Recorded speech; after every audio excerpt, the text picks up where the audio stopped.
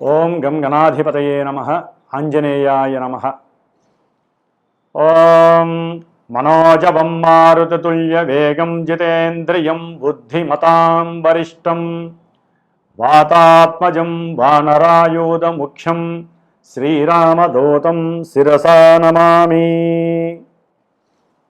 ఓం ఆంజనేయాయ నమః.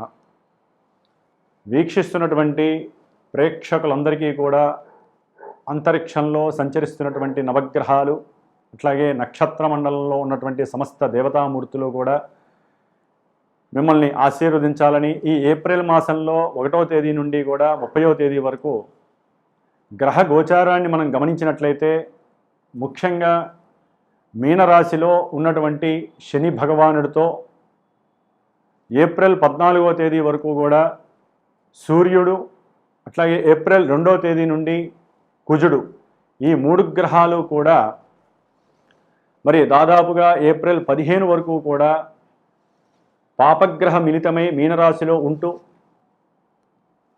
ఎంతో కొంతమంది రాశులకి ఈ యొక్క 3 గ్రహాల యొక్క యుతి మహాదోషప్రదంగా కనిపించేటటువంటి అవకాశం ఉంటుంది. అలాగే విద్య, వివాహము, అట్లాగే సత్సంతానము, వ్యాపారము, కోర్టుకు సంబంధించినటువంటి లావాదేవీలు, ఉన్నతమైనటువంటి విద్య, శారీరక ఆరోగ్యము, ఆర్థికపరమైనటువంటి సమస్యలు, ఇట్లా మానవ జీవితంలో నిత్యము ముడిపడి ఉన్నటువంటి ప్రతి ఈవెంటు కూడా ఆ వ్యక్తి యొక్క జననకాల సమయాన్ని బట్టి, అతను పుట్టినటువంటి ప్రదేశాన్ని బట్టి, తేదీని బట్టి లగ్నము, అట్లాగే నడుస్తున్నటువంటి ఇప్పుడు దశలు, అంతర్దశల వారీగా మాత్రమే మనకి గోచారంలో అక్కడ గ్రహస్థితి ఇక్కడ ప్రస్ఫుటమై గోచారంలో వారి యొక్క మానసిక స్థితిని చూపించేటటువంటి చంద్రగ్రహ రాశి నుంచి ఏ రాశుల వారికి ఏ గ్రహాలు ఏ స్థానాల్లో ఉండి ఏ రకమైనటువంటి ఇబ్బందులని అలాగే శుభాలని కలుగజేస్తాయి. కొంతమందికి శుభాలు కలుగజేస్తాయి అనుకున్నటువంటి రాశుల వారికి చాలా ఇబ్బందులు ఎదుర్కొనే పరిస్థితులు కూడా కనిపిస్తూ ఉంటాయి. నాకు వచ్చేటటువంటి కొన్ని ఫోన్ల ద్వారా, నాకున్నటువంటి అనుభవం ద్వారా. మరి కొంతమందికి ఇబ్బందులు కలుగుతాయి, అశుభాలు కలుగుతాయి అన్న వాళ్ళకి చక్కటి శుభాలు కలిగే అవకాశాలు ఉంటాయి. అంటే పెళ్ళిళ్ళు కావచ్చు, మంచి విద్యాభ్యాసం, విదేశీయానం, ఇలా. ఎందుకంటే మనకి గోచారం కన్నా ఇంకొక ఉన్నతమైనటువంటి స్థాయి జన్మ లగ్నము, దశలు, అంతర్దశలు. వాటిని బట్టి గోచారం మనకి చక్కగా ప్రభావితం చూపిస్తూ ఉంటుంది. కాబట్టి ఎవరైనా సరే మెయిన్ ఈవెంట్స్ అయినటువంటి కళ్యాణము కానీ, సంతాన విషయంలో కానీ, విదేశీయాన విషయము, ఇల్లు కట్టుకోవాలి, వాహనం కొనుక్కోవాలి, లేకపోతే విద్యలో ఆటంకాలు కలుగుతున్నా, భార్యాభర్తల మధ్య ఎన్నో అంతరాలు, అట్లాగే ఇబ్బందులు, ఎడబాట్లు, కోర్టు సమస్యలు, భూమికి సంబంధించినటువంటి సమస్యలు, ఏదైనా సరే, ఏ విషయంలోనైనా సరే ఇబ్బందులు కలుగుతున్నా, ఏ విషయంలోనైనా సరే మీరు ముందుకు వెళ్ళాలి, శుభం చేసుకోవాలి, ఇంట్లో శుభ కార్యక్రమాలు చేసుకోవాలనుకున్నా మస్ట్ అండ్ షుడ్ తప్పకుండా జన్మజాతకాన్ని చూపించుకొని జాతకంలో జరిగేటటువంటి విశేషాలు ఏమిటో మీరు చక్కగా మీకు నమ్మినటువంటి గురువు ద్వారా తెలియజేసుకొని వాటిల్లో ఏదైనా సరే అసమతుల్యమైనటువంటి పరిస్థితులు, ఇబ్బందులు ఉంటే వాటికి తగ్గ రెమెడీస్. జ్యోతిష్యం అంటేనే పరిహారం అండి. ఒట్టిగా పురాణం విన్నట్టు జ్యోతిష్యాన్ని వినకూడదు. ఏదైనా సరే జ్యోతిష్య శాస్త్రంలో ఈ దశల్లో ఇబ్బందులు జరుగుతున్నాయి, వీటికి సంబంధించినటువంటి ఇబ్బందులు జరుగుతున్నాయని తెలుసుకున్నప్పుడు ఈ చెవితో విని ఈ చెవితో వదిలేయకూడదు. మీరు కష్టపడాలి. మాలాంటి బ్రాహ్మణోత్తముల ద్వారా, పురోహితాదుల ద్వారా మంత్రపూర్వకంగా దేవతల్ని యంత్రపూర్వకంగా, తంత్రపూర్వకంగా ఆరాధిస్తూ ఆ యొక్క అంతరిక్షం నుంచి వచ్చేటటువంటి నెగిటివ్ వేస్ని తీసేసి మనం సృష్టించుకున్నటువంటి ఈ యొక్క కాలంలో మనకున్నటువంటి ఋషులు ఇచ్చినటువంటి మంత్రప్రయోగం ద్వారా ఎన్నో అభీష్టాలను నెరవేర్చుకునే శక్తి మనం చేసుకోవాలి. కాబట్టి మరి ఈ ఏప్రిల్ మాసంలో మేషాదిగా మీనరాశి పర్యంతం గ్రహాల యొక్క, నవగ్రహాల యొక్క స్థితిగతులు ఏమిటి, అవి ఏ రాశుల వారికి ఏ రకమైనటువంటి ఫలితాలను ఇస్తాయో మరి ఉన్నంతలో సూక్ష్మంగా, స్థూలంగా తెలుసుకునేటటువంటి ప్రయత్నం చేద్దాం. ప్రతి ఒక్కరూ కూడా ఈ నెలలో ఏప్రిల్ 2వ తేదీ నుండి మే 10వ తేదీ వరకు మీనరాశిలో సంచరించేటటువంటి కుజుడు, శని మహాపాపగ్రహాలు ప్రపంచానికి విపత్తుని, ప్రకృతిని పాడు చేసేటటువంటి వినాశకరమైనటువంటి ఇబ్బందుల్ని, ప్రకృతి లోపల భూమి మీద బతుకుతున్నటువంటి ప్రతి జీవరాశిని, అందులో మనం ఉన్నాము బుద్ధి కలిగినటువంటి వాళ్ళం, మరి మనకి కూడా ఎన్నో సమస్యలను కలుగజేసేటటువంటి పరిస్థితి ప్రకృతి ఇవ్వబోతోంది. కాబట్టి ప్రతి ఒక్కరూ తప్పకుండా శ్రీరామ రక్షా స్తోత్రాన్ని చదవండి. రోజు కుజుడికి శనికి సంబంధించిన స్తోత్రాన్ని నిత్యము కూడా చక్కగా 70 సార్లు, శనికైతే కనుక 190 సార్లు చదవండి. వారిరువురికి ఈ 2 పాపగ్రహాల్ని అణచివేసేటటువంటి శక్తి ఒక్క హనుమంతుల వారికి ఉంది దేవతామూర్తిగా. కాబట్టి హనుమాన్ చాలీసా రోజుకి 11 సార్లు చదవండి. కొంతమంది రాశులు ఎవరైతే ఉన్నారో వారందరికీ కూడా దోషాలు తొలగిపోతాయి. అట్లాగే ముఖ్యంగా శ్రీమాత జ్యోతిషాలయ పీఠంలో, మా పీఠంలో ఈ 41 రోజులు ఏప్రిల్ 2వ తేదీ నుండి మే 11వ తేదీ వరకు కూడా ఈ కుజశనులకి ఇద్దరికీ కూడా జపాలని ఆచరిస్తూ దేవతామూర్తి అయినటువంటి హనుమంతుల వారికి చక్కగా మంజుసూక్త జప పారాయణ చేస్తూ, రోజు వారికి సంబంధించిన హనుమాన్ చాలీసా పారాయణ చేస్తూ, నిత్య అర్చన చేస్తూ, చివరిలో హనుమత్ జయంతి మే 12వ తేదీన పవన సూక్తంతో, మృత్యుంజయ మంత్రంతో పాశుపత రుద్ర హోమాన్ని చేస్తూ, హనుమంతుడి యొక్క సహస్రనామ హోమము, సీతారామచంద్రుల వారి యొక్క అష్టోత్తర నామాలతో హోమము ఆచరిస్తున్నాను మే 12వ తారీఖున. కాబట్టి సమస్యలు ఉన్నటువంటి వారు తప్పకుండా పీఠానికి సంప్రదించి దానికి సంబంధించినటువంటి పూజలో మీ యొక్క కుటుంబం తరపున కూడా మీరు కూడా పార్టిసిపేట్ చేసే అవకాశం తీసుకోండి. మేము ఎంత చేసినా మీరు కూడా తప్పకుండా, కొంతమంది రాశుల వారికి ఏ అయితే ఇబ్బందులు ఉన్నాయో వారు తప్పకుండా మీరు కూడా హనుమంతుల వారికి అర్చనలు చేయించండి, వారి చుట్టూ ప్రదక్షిణాలు చేయండి, నిత్యము సింధూరాన్ని ధరించండి. మీకు సర్వత్రా కార్యము లాభం కలిగేటటువంటి అవకాశం హనుమంతులు వారిస్తారు. జై శ్రీరామ్, జై హనుమాన్.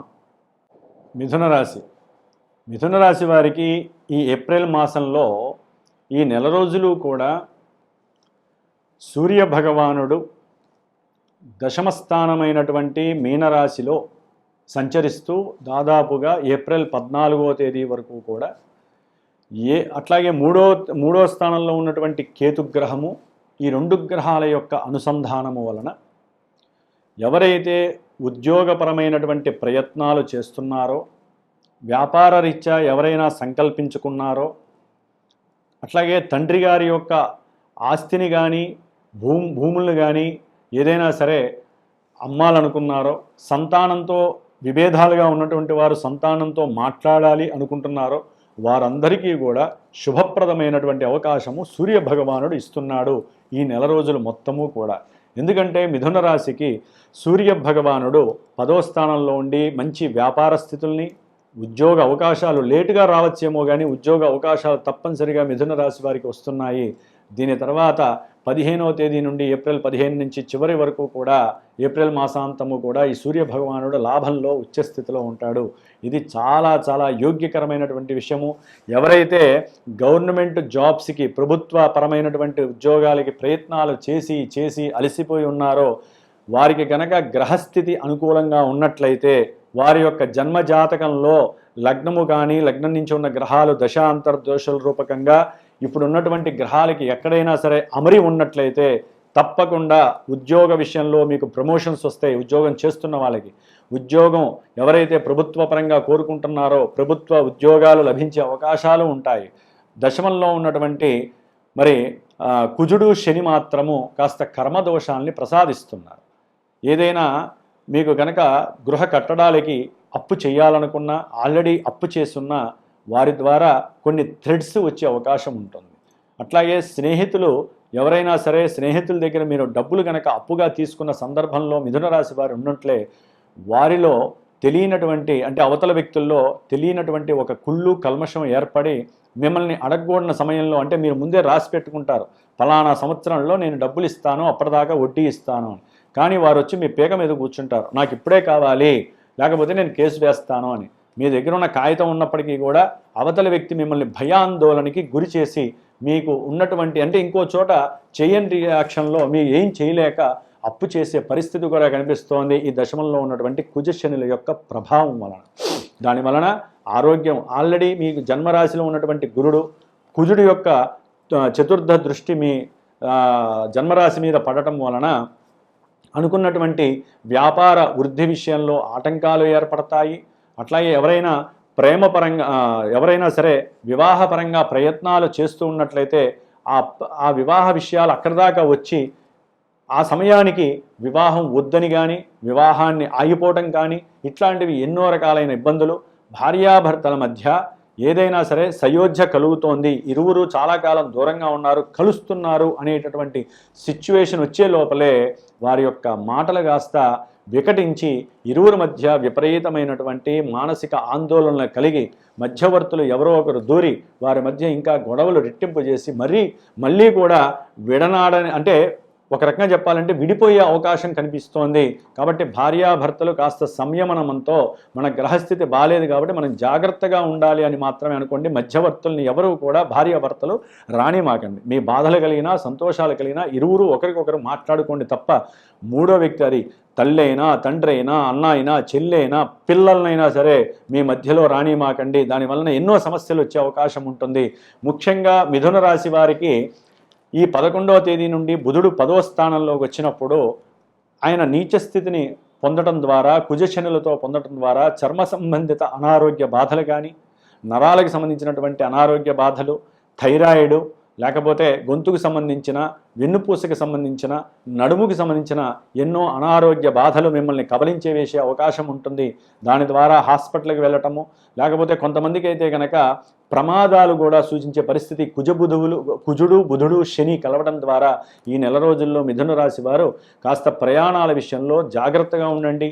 ప్రయాణాలు చేసేటప్పుడు ఇంట్లోంచి ఎవరైనా ఫోన్లు చేసినా, ముఖ్యంగా భార్యాభర్తలు ఎవరైనా ఫోన్ చేసినా, ఇంకెవరైనా ఉద్యోగస్తులు ఫోన్ చేసినా, వ్యాపారపరంగా మీకు ఎవరైనా ఫోన్లు చేసినా దయచేసి ఎవరు కూడా ఫోన్లు మాట్లాడకండి. ఈ మిథున రాశి వాళ్ళు డ్రైవింగ్ చేసేటప్పుడు ఎక్కడన్నా ఆపైనా మాట్లాడండి. ఎందుకంటే ఈ కుజ బుధ శనుల యొక్క సంయోగం ఎలాంటిదంటే, మీరు ట్రావెలింగ్లో ఉన్నప్పుడు ఫోన్ వస్తుంది, ఫోన్లో మాట్లాడుతూ మీరైనా అవతల వాళ్ళని ఇబ్బంది పెట్టచ్చు, అవతల వాళ్ళైనా మిమ్మల్ని ఇబ్బంది పెట్టచ్చు. కాబట్టి ఇది చిన్న సలహాగా పాటించండి. ముఖ్యంగా అప్పుల బాధ అనేటటువంటిది మిమ్మల్ని వేధిస్తుంది. అట్లాగే 9వ స్థానంలో ఉన్నటువంటి రాహుగ్రహము కాస్త దూర ప్రయాణాలని సూచిస్తుంది కాబట్టి ఆచితూచి వ్యవహరించండి. శుక్ర భగవానుడు మరి పంచమాధిపతియే వ్యయాధిపతియే, ఆయన మేషరాశిలో దాదాపుగా ఈ నెల 19వ తారీఖు వరకు ఉండి విశేషమైనటువంటి భోగ భాగ్యాదుల్ని, వస్త్ర లాభాదుల్ని, వాహన సుఖ సౌఖ్యాదుల్ని, ఇంట్లో గృహంలో విందులు వినోదాలు, అకస్మాత్తుగా ఏదైనా సరే పూజలు పునస్కారాల ద్వారా ఎంతోమంది మీ ఇంటికి వచ్చి ఆనందంతో ఉండి, కొంతమంది ఎవరైనా మిథున రాశి వాళ్ళు ఒక స్త్రీని కానీ, ఒక స్త్రీ ఒక అబ్బాయిని కానీ చక్కగా మోహించి వివాహం చేసుకునేటటువంటి మాటలు కూడా కలపటము, దాని ద్వారా కుటుంబంలో చక్కటి ఆనందకరమైన వాతావరణం శుక్ర భగవానుడు ఇస్తున్నాడు. ఒక రకంగా ప్రేమికులకి అనుకూలమైన భావంగా చేసుకోవాలి. తర్వాత 20వ తారీఖు నుండి ఈ మాసాంతము కూడా శుక్రుడు 12వ రాశిలోకి రావటం ద్వారా కొంచెం ఈ ప్రేమకి సంబంధించిన వ్యవహారాలలో కుటుంబంలో పట్టు వలన మీకు అది కాస్త నెగిటివ్గా కనబడే అవకాశం ఉంటుంది. కాస్త ఆర్థికమైనటువంటి ధన సంపాదన కోసం మీరు దూరాభారాలకు వెళ్ళే అవకాశం ఉంటుంది. ఏదైనా సరే ధనాన్ని పెట్టుబడి పెట్టుంటే దాని ద్వారా కూడా చక్కటి ఆదాయం కలగడానికి అవకాశాలు ఉన్నాయి. ఏదేమైనా సరే మిథున రాశి వారు ఇందాక నేను చెప్పినట్లుగా ఆ 41 రోజుల్లో పాల్గొనే అవకాశం తీసుకోండి.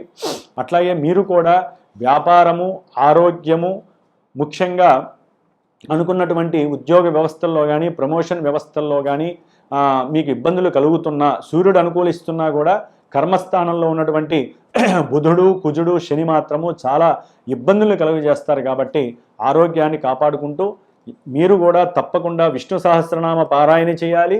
హనుమంతుడి చాలీసా కూడా నిత్యము 11 సార్లు చేయండి. శ్రీరాముడు వారి యొక్క రక్షా స్తోత్రం మిమ్మల్ని సర్వదా కాపాడుతుందని గుర్తుంచుకోండి. జై శ్రీరామ్, జై హనుమాన్.